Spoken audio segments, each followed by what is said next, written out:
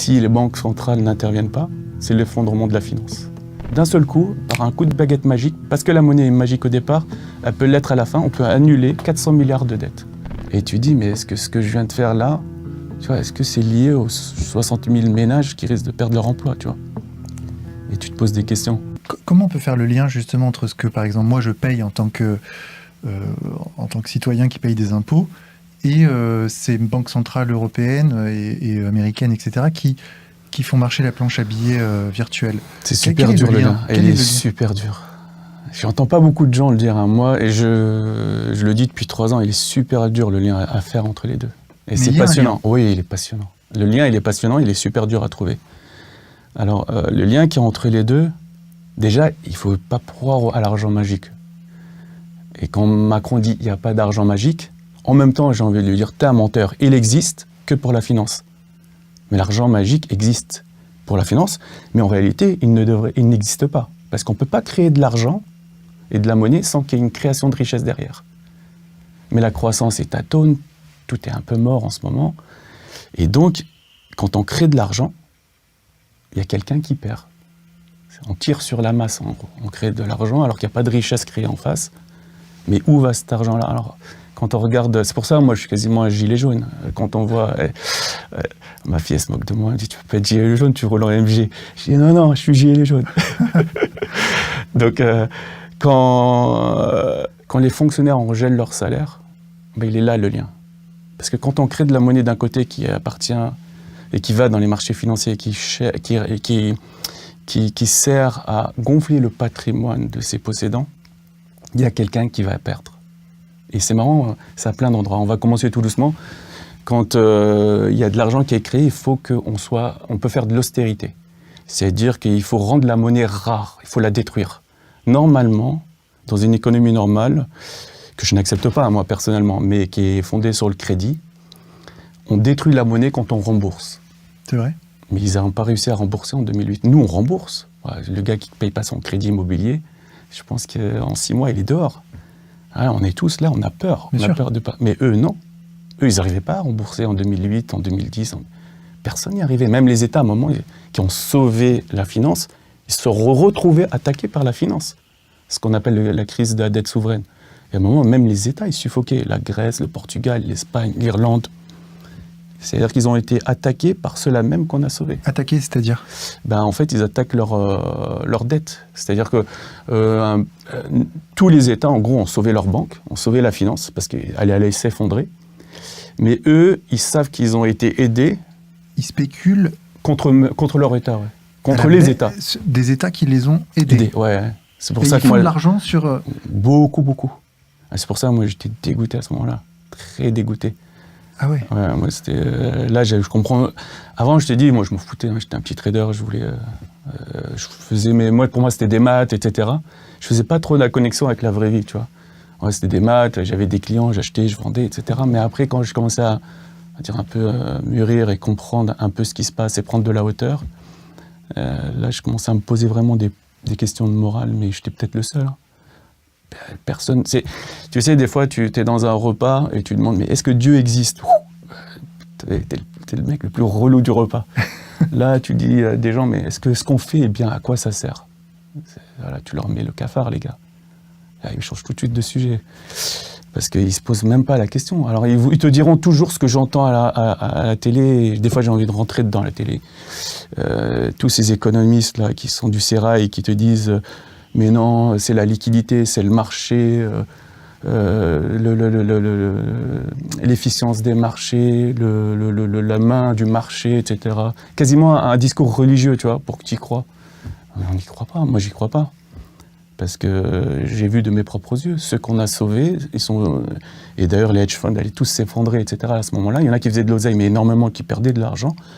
Et quand on est venu sauver la finance, les banques, les multinationales, etc., quand tout allait repartir, ils ont attaqué les États. Parce que si les États sont énormément endettés pour aider toutes les banques et les multinationales, etc., comme Renault à l'époque, Peugeot, même si les banques ont remboursé rapidement, en gros, ce qui s'est passé, et c'est l'idée que je donne, c'est qu'on a eu un trou dans le PIB. C'est-à-dire que les banques, c'est comme s'ils nous avaient détruit le magasin France.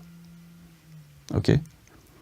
Et on a mis peut-être 5-6 ans à le reconstruire. On a un manque de chiffre d'affaires, qui sont les impôts qu'on aurait pu lever ou le commerce qu'on aurait pu faire. Mais eux, ils disent, bah, moi je t'ai remboursé pour faire tes travaux. Ah, mais tu m'as remboursé vite fait, c'est vrai. Mais moi, j'ai eu un trou dans mon économie.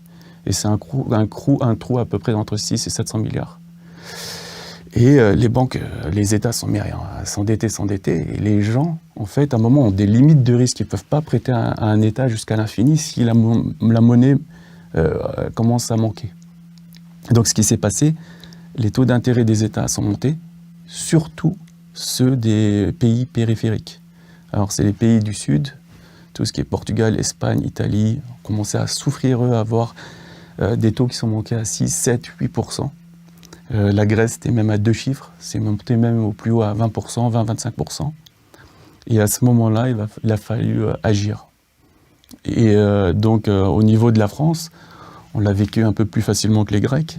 Mais par exemple, tout ce qui est gel des salaires des fonctionnaires, tout ce qui est austérité, augmentation des taxes, perte du pouvoir d'achat, tout ça, c'est lié.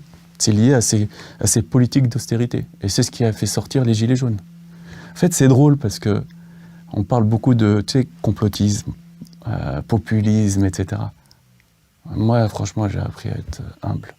Parce que les mecs, ils peuvent ne rien comprendre à tout ce que je raconte, mais au moins, ils sentent ce qui se passe. Ils savent...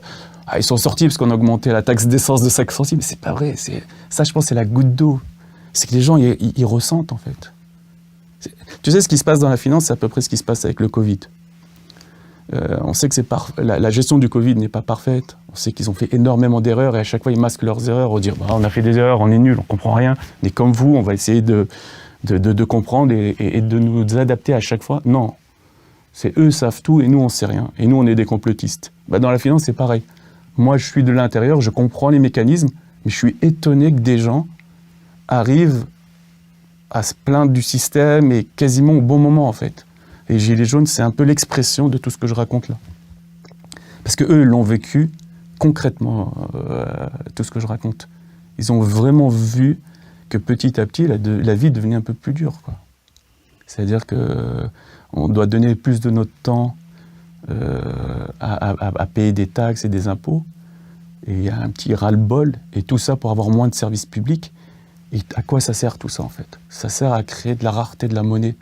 Et à cause de qui c'est arrivé? À cause de la finance. Et quand tu vois au même moment, les bonus qu'il y avait dans la finance, ils ont été un petit peu moins bien que 2008. Mais c'était des baisses de 5-10%. Moi, je l'ai dit officiellement combien je touche. Tu vois, je touche beaucoup d'argent. Je ne sais pas si ça vaut le coup de le dire là, mais... Si, pour qu'on se fasse une idée. Beaucoup. Mais jusqu'en 2016, on va dire au-dessus de 100 000 euros par mois. Par mois? Ouais. Encore maintenant, là? Non, là j'ai arrêté, ça fait depuis 2016. Mais moi, je suis un peu un cas spécial. Hein. C'est que j'ai été un peu, on va dire, orthogonal à tout le monde. Ce que ça s'appelle orthogonal, c'est-à-dire je suivais pas le troupeau. J'étais le mouton noir et c'est un peu ce qu'ils aimaient aussi. Quelqu'un qui réfléchit pas dans la matrice, quoi, avec tout le monde. Et en même temps, ça m'a permis aussi de gagner beaucoup d'argent. Alors, donc un trader peut gagner 100 000, voire plus, par mois? Pas tout le monde, hein. Je pense que, on va dire... Là, il y a des chiffres officiels. Il y a une banque française, même 2 banques françaises, les 2 plus grosses, ont donné des chiffres pour 2019. À peu près, la plus grande banque française, pour 1400 employés, a payé quasiment 950 millions d'euros. C'est-à-dire quasiment, en moyenne, 600-700 000 euros par personne. C'est-à-dire 60 000 euros par mois. Ok. Pour 1400 personnes. Pour leur pool de traders. Voilà. Et après ça n'inclut pas tous les frais, c'est-à-dire pour ceux qui sont vendeurs, les restos, avec leurs clients, dans les restos 3 étoiles, etc. Tous les frais, tout. C'est-à-dire tout le confort qu'il y a derrière. Et votre boulot, c'était de faire gagner de l'argent à vos clients, qui étaient eux-mêmes clients de votre banque? Exactement, ouais. Alors nous, les banquiers, un peu comme ce que je faisais dans la finance, on va dire, c'est la D1. C'est pas la Champions League. La Champions League, on va dire, c'est vraiment les fonds spéculatifs. Et eux, ça peut aller, par exemple, aux US, ça peut aller jusqu'à 1600 millions par an de dollars. Comment ça? Il y en a un, il a gagné, je crois que c'est en 2018, 1,6 milliard de dollars sur l'année. Mais non. Vous aimez cette vidéo? Sachez que sa production ne dépend que de vous. Cliquez sur le lien qui apparaît maintenant en haut de l'écran pour rejoindre les contributeurs du Média pour tous qui rendent possible la production de cette information totalement indépendante. Je compte sur chacun de vous. Et BlackRock d'ailleurs dans tout ça? Alors, ils sont décriés. Enfin, c'est un peu l'archétype de l'instance financière des fonds vautours, etc. En fait, alors je sais que les Gilets jaunes parlent souvent, par exemple, de la loi 73. Oui. BlackRock, ça me rappelle un peu la même chose. BlackRock, il est dans la matrice, c'est un gros gars, mais c'est tellement vaste, il y a tellement de gens. C'est-à-dire que si on focalise sur lui, c'est bien, mais il n'y a pas que lui, il y a tout le monde. C'est que la finance, en fait, c'est ce que je dis. Moi, je tape sur la finance et 2 secondes après, je vais manger avec mes potes qui sont toujours dans la finance, parce que j'habite dans un quartier où il n'y a que des Français et ils sont tous dans la finance. C'est mes anciens collègues. Mais ils sont tous sympas, en fait, un peu, quoi, tu vois. Oui, bien sûr. Tu vois, donc tu les prends personnellement, j'irais leur dire, ah, t'as été trop fort, là. Hein. Quand, tu vois, des fois, ils lisent ce que j'écris. Mais en fait, je me dis, mais c'est qui est responsable? En fait, la responsabilité est diluée. Mais je pense qu'il y en a qui sont plus responsables que d'autres. Qui? Déjà, plus tu montes dans le grade, dans les grades et dans l'échelle. Moi, j'ai pas pu tenir, par exemple. Je suis monté à un niveau, je savais que c'était ma fin. Pourquoi?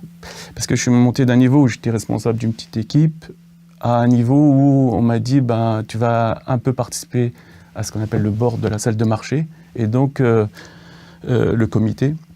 Et donc, je recevais des emails avec tout ce qui gagnait les autres et comment et pourquoi. Et il y a des choses qui m'ont dérangé. Tu vois, parce que moi, je connaissais mon activité que je trouve à peu près propre. Tu vois, à peu près.